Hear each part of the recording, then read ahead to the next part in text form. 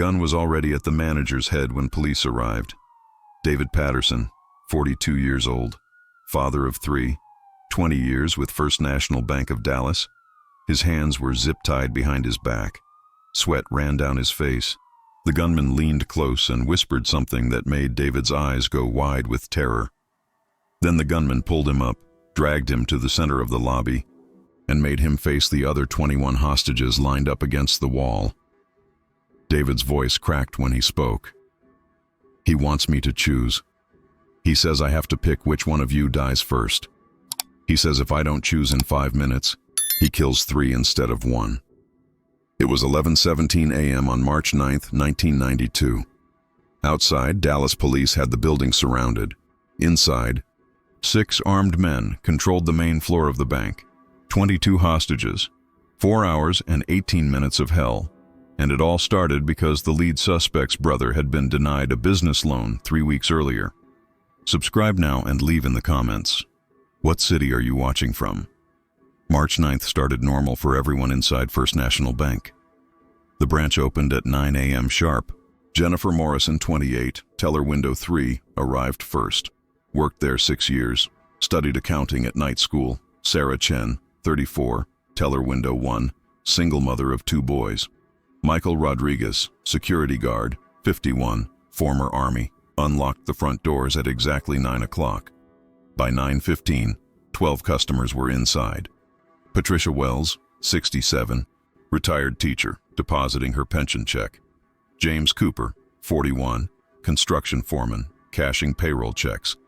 Amanda Foster, 19, college freshman, opening her first savings account.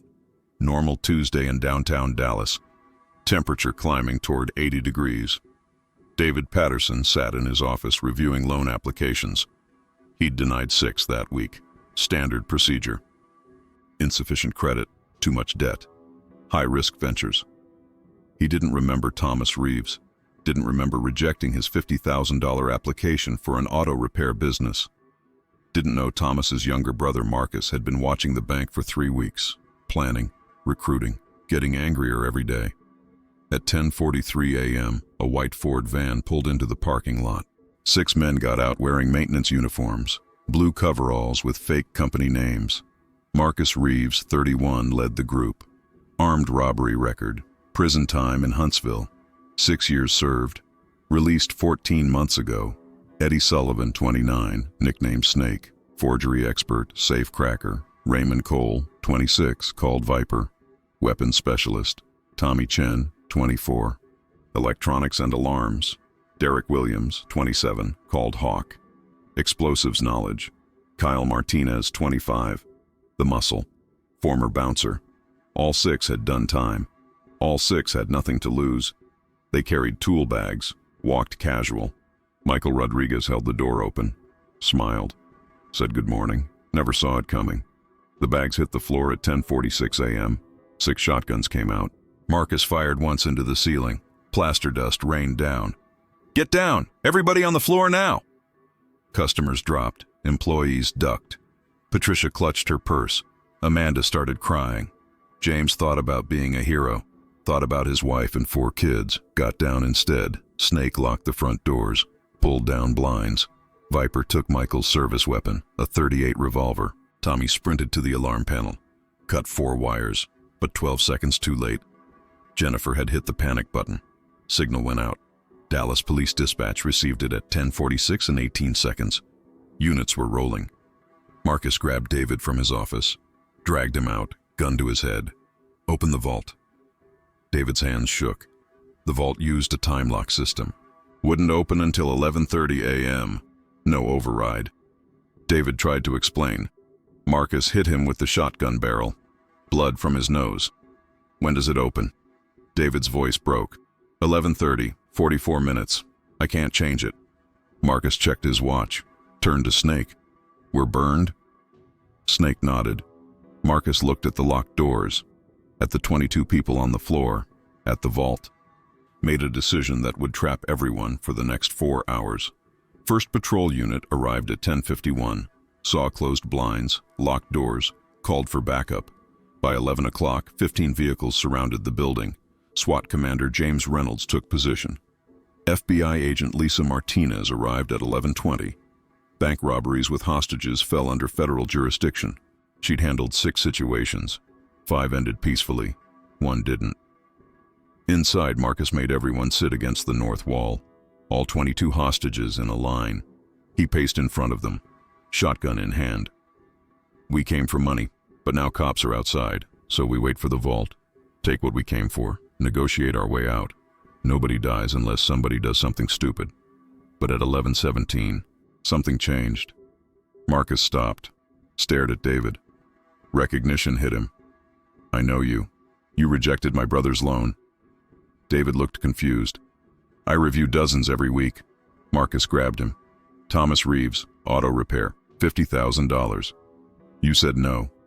Know what happened? He killed himself, hung himself in his garage, lost everything, because you said no. David went white. I didn't know. It wasn't personal. Marcus hit him, hard, dragged him to the center. And that's when he gave Detective Richard Barnes exactly 4 minutes to send in everything Marcus wanted, or the manager would have to choose which hostage died first. Outside, negotiators established phone contact. Lieutenant Frank Morrison wanted to be primary negotiator, but his daughter Jennifer was inside. Too personal. Job went to Detective Richard Barnes. 46 years old, 16 successful negotiations, 0 fatalities. He picked up at 11:22, dialed the bank. Snake answered. Barnes kept his voice calm. My name is Richard Barnes, Dallas Police. Let's talk about resolving this peacefully. Snake laughed. Too late. Manager's got a broken nose. Marcus is upset about his brother. Better send what he wants. Barnes wrote notes. What does Marcus want? Marcus took the phone. I want justice. Want this manager to know what it feels like to lose someone. Want him to pick which person dies. Want everyone to know it's his fault. Like my brother's death was his fault. Barnes felt ice in his stomach. Marcus, killing someone won't bring him back. Let's talk about what you need. Money? Transportation? Marcus laughed harsh. Not negotiating. Manager's got 3 minutes. Then I choose 3 instead of 1. Line went dead. Barnes looked at his team. At Lieutenant Morrison, whose face had gone gray. At Martinez, calling for tactical assault. At Reynolds, repositioning snipers. Vault opened at 11:30, 8 minutes away. 3 minutes before Marcus executed his threat. 5 minutes after that, suspects get what they came for. Inside, David was on his knees, tears on his face. Hostages stared. Jennifer shook her head. Don't choose, Amanda cried. Patricia held her hand. James calculated angles, distance to Gunman, odds of rushing them, all bad. Michael did the same math. Sarah thought about her boys, 8 and 10, at school. No idea their mother might not come home. David looked at each face. How do you choose? Marcus pressed the barrel against David's head. Time's up. Choose or I choose 3. David whispered. I can't. Please. Marcus chambered around. Wrong answer. What happened next changed everything. Michael moved. Former Army reflexes. Lunged at Hawk. Grabbed for the weapon. They went down. Shotgun discharged into ceiling. Viper turned and fired. Blast hit the wall. James rushed Tommy. Got hands on the rifle. They crashed into the counter. Snake pointed at hostages.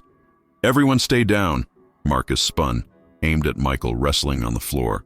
Stop or I start shooting hostages. Everything froze. Michael let go. Raised hands. James backed away. Both were zip-tied immediately. Marcus, breathing hard, furious, grabbed Patricia, the 67-year-old teacher, gun to her head. That was stupid. Now somebody pays. Barnes was shouting into the phone on the floor.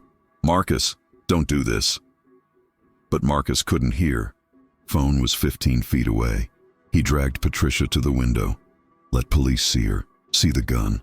Snipers had angles, but not clean ones. Reynolds ordered hold. Marcus pulled her back. She wasn't crying, wasn't begging. Looked at him with pity. Young man, I taught school 41 years. Seen angry boys. That anger, that pain. But this won't fix it. Killing me won't bring your brother back. Marcus stared. Something flickered, then gone. He shoved her back. Sit down. Next person who moves, I won't hesitate. Checked his watch. 11:28. 2 minutes until vault opened. The vault timer clicked at 11:30. David spun the wheel, pulled the door open. Marcus and Snake went inside. $240,000. Not millions.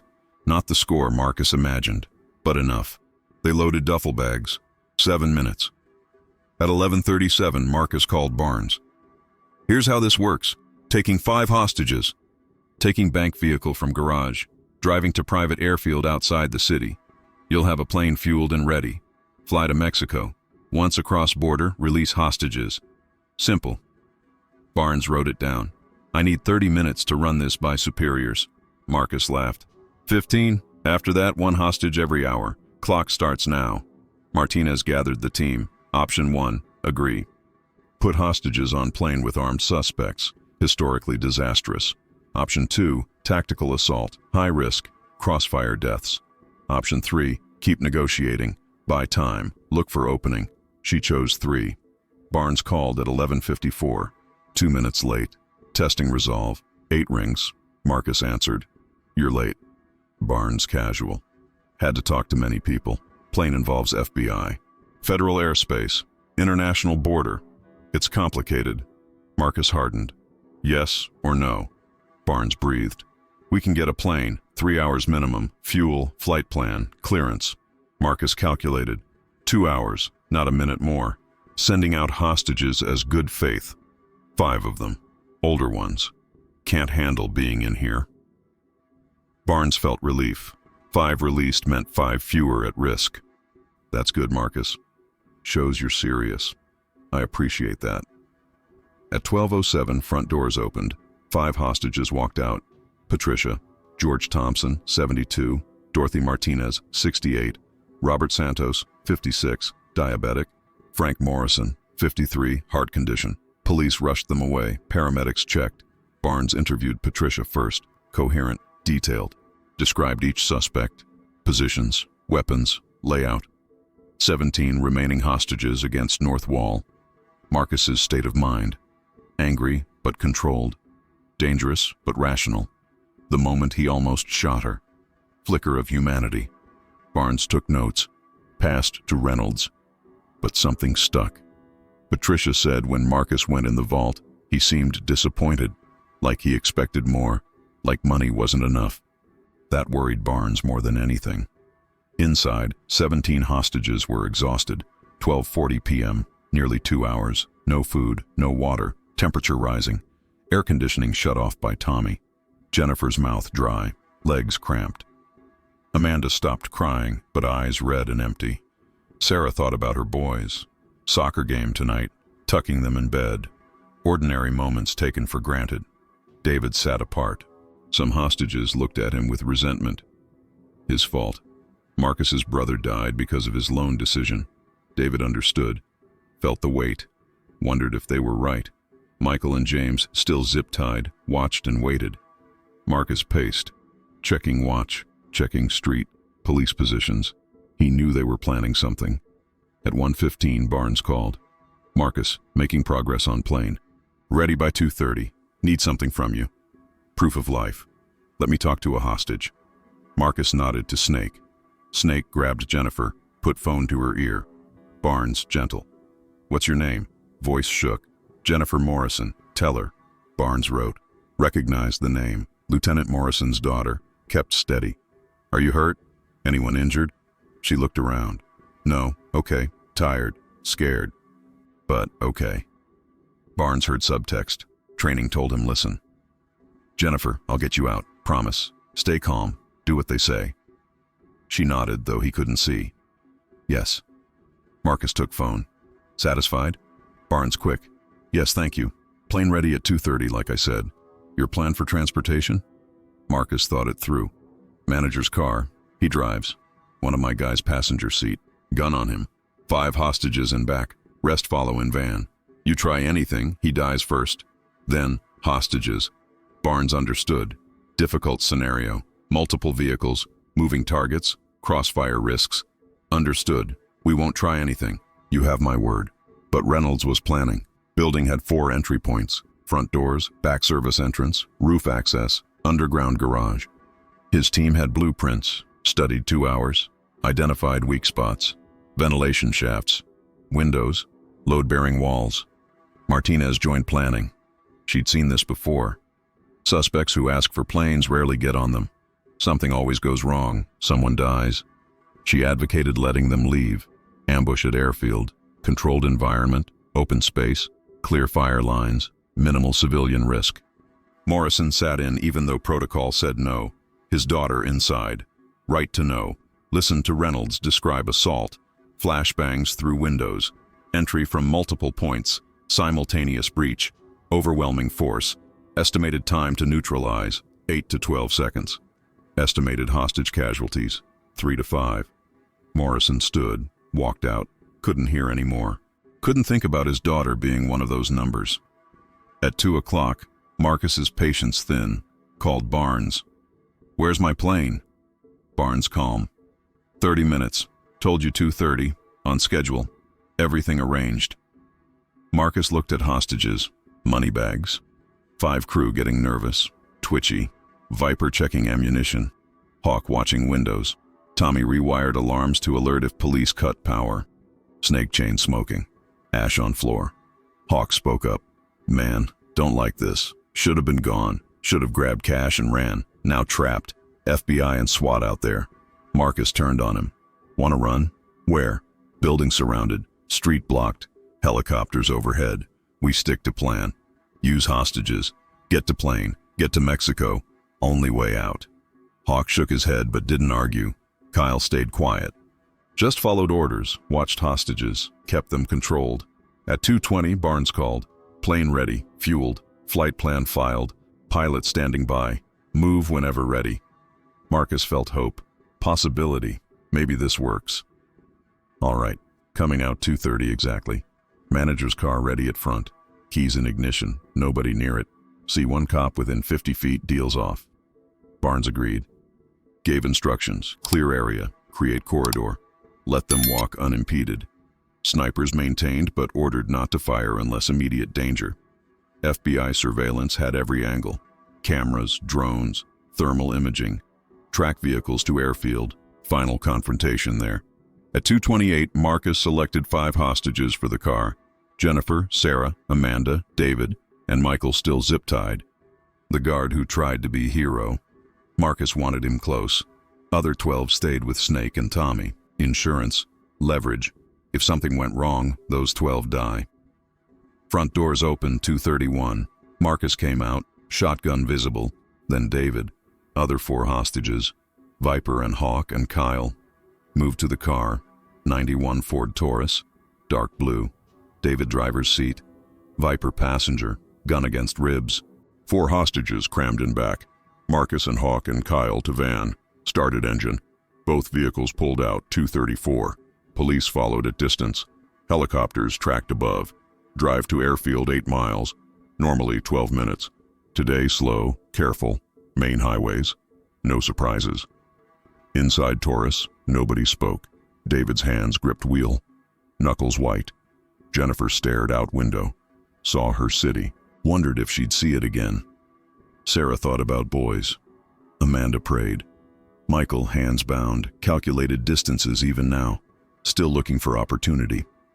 At airfield, FBI established perimeter. SWAT hidden in hangars, snipers on roofs. Plane sat on tarmac. Small corporate jet, fueled. Pilot was undercover agent, trained for this. Vehicles arrived 3:06. Marcus got out. Looked around. Saw a plane. Empty tarmac. No visible police. Too empty. Too quiet. Wrong. Motioned everyone stay in vehicles. Walked alone toward plane. Got within 20 feet. Stopped. Looked back at Taurus. At van. At hostages. Knew this was trap. They'd never let him on that plane. Never let him reach Mexico. Knew all along but hoped. Hope was gone. Raised shotgun.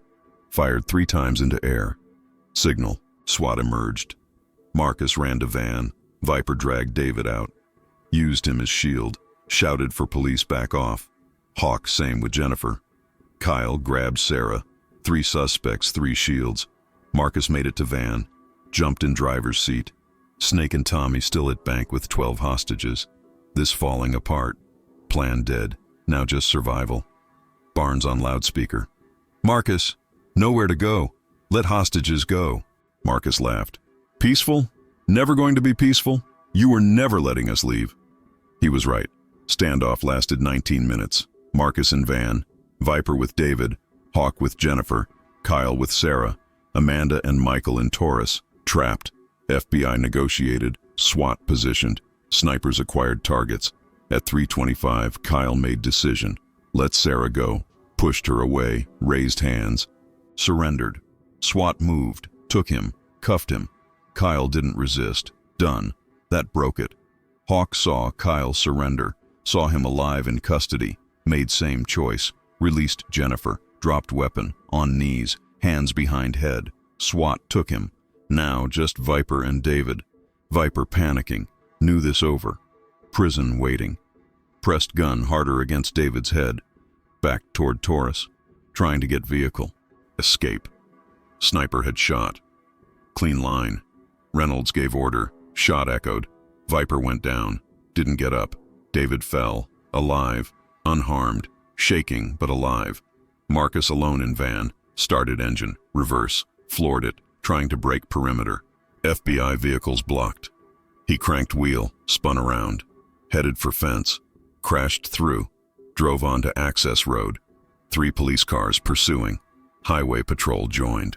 Helicopters overhead. Marcus drove 90 miles per hour through residential streets. Ran lights. Nearly hit civilians. Not about escape. About rage. His brother. Everything gone wrong. At 3:41, lost control on sharp turn. Van flipped. Rolled 3 times. Landed on side. Marcus crawled out shattered windshield. Blood on face. Arm broken. Still had shotgun. Staggered up. Pointed at officers. They told him drop it. Over. He didn't. Raised it. 8 officers fired. Marcus went down. Shotgun fell. Paramedics rushed. Worked 6 minutes. Called it 3:50. He didn't make it. At bank, Snake and Tommy heard about Marcus over police radio. Heard about Viper, arrests. Marcus looked at each other. At 12 hostages. Tommy spoke. "We're done. End this." Snake nodded. Walked to phone. Called Barnes. "It's over. Coming out. Don't shoot." 4:03. Front doors opened. Snake and Tommy walked out, hands up. 12 hostages followed. Safe. Unharmed. Exhausted but alive. Morrison ran to Jennifer. Held her. Couldn't speak. Sarah reunited with boys brought to scene. Amanda collapsed into parents' arms. David sat on curb. Stared at nothing. Michael shook hands with James. 2 men who tried. Failed but lived. Snake and Tommy charged with kidnapping, armed robbery, felonies. Both accepted pleas. Snake got 28 years. Tommy 25. Kyle, who surrendered first, got 22 for cooperation. Hawk 26. All 4 still in federal prison. Viper and Marcus didn't survive. Coroner ruled justified force. No charges against officers. 12 hostages required months of therapy. PTSD, nightmares. Some quit jobs. Couldn't go back to banks. Enclosed spaces. Jennifer transferred branches. Sarah left banking, worked from home. Amanda dropped out college 1 semester. Came back, graduated, never forgot. David resigned. Guilt consumed him. Marcus's brother's suicide. Hostage situation, deaths. Couldn't separate loan decision from consequences. Moved to different state. Different career. Tried to start over. Investigation revealed Marcus planning 6 weeks. Since brother's suicide. Found journals, surveillance photos, names, schedules. Not about money. Never was. Revenge. Making David suffer. Making someone pay. Prosecutors said if Marcus survived, life without parole. Criminal history. Violence. Hostage situation. Chase. Attempted murder. Life sentence. Barnes commended for negotiation. Got 5 released. Kept others alive. Could have been worse. Could have been better. 3 dead, including suspect. Bothered him. Still does. Retired 2 years later. Couldn't handle another. Martinez handled 14 more situations. Resolved 13 peacefully. Still thinks about Dallas, about Marcus. What could have been different? First National reopened 3 months later. New security, new protocols, counseling for employees, memorial plaque. But building felt different. Customers felt it. Employees felt it. Some stopped coming. Business declined. Branch closed permanently 94. Building sold, became office space. Restaurant, sat empty years. As of 2026, coffee shop, new generation, new purpose. Most people have no idea what happened March 9th, 92. 22 hostages, 6 armed men, 4 hours 18 minutes, 3 dead, 4 in prison. One manager living with weight of decision made 3 weeks earlier. Loan application denied. Brother who lost hope. Chain of events nobody predicted, but everybody remembered. Subscribe now and leave in the comments. What city are you watching from?